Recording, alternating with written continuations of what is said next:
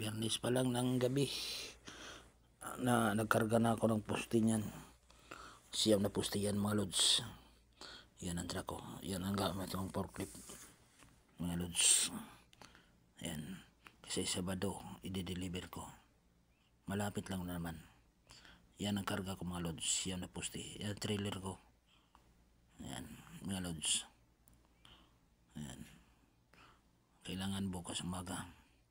Maaga pa ako makarating sa site. Yan, nasa site na ako yan mga lods. Para paano, habang naghihintay na dalaw pa kami na yan Dinis. Yan mga lods. Yan ang papalit na ng poste yan. Yan mga lods. Nasa gitna ng deserto. Papalit ng poste. Yung kahoy papalitan ng steel pole. Yan ang dadala ko. Yan dinala ko mga lods. Mga lods. Alas 6 pa lang umaga yan. Alas 6:20. Diyan ako nag-deliver mga lods. Yan. Buhay OFW, buhay trucker. Ganun talaga buhay. Pag nandito ka kung anong auto sa'yo, sundin mo. Para hindi ka mapasama sa manager. Liwanag pa. Yan mga araw lods. Yan mga lods. Yan mga lods. Buhay ko. Yan mga lods.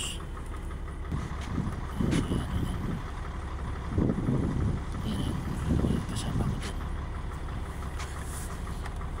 Kadami mga baril na. Nagbibidyo ako dyan mga lods. Sinasilyan mo siya masasakyan. Yan ang hayab. Kasi kita na matiga sa dalawang baski na. So ito. Yan.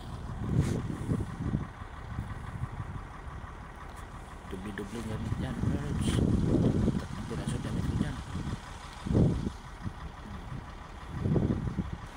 Isang sando.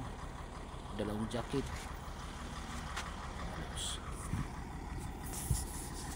Dalawang pa lang kami lang dyan. Ay, Ranjis, timba ko.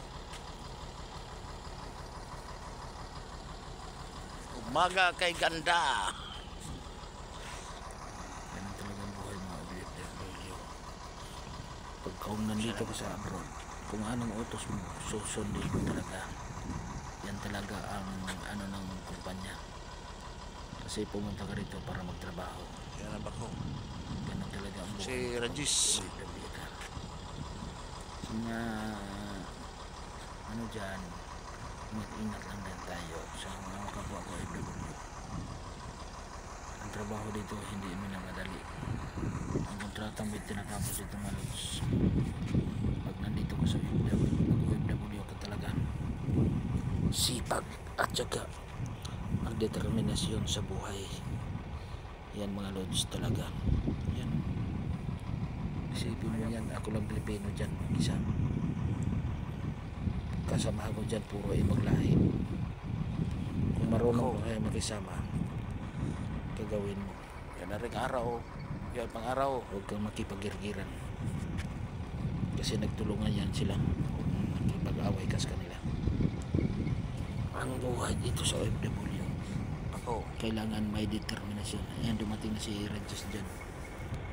Mga lods. Ayan. Sumunod sa akin yan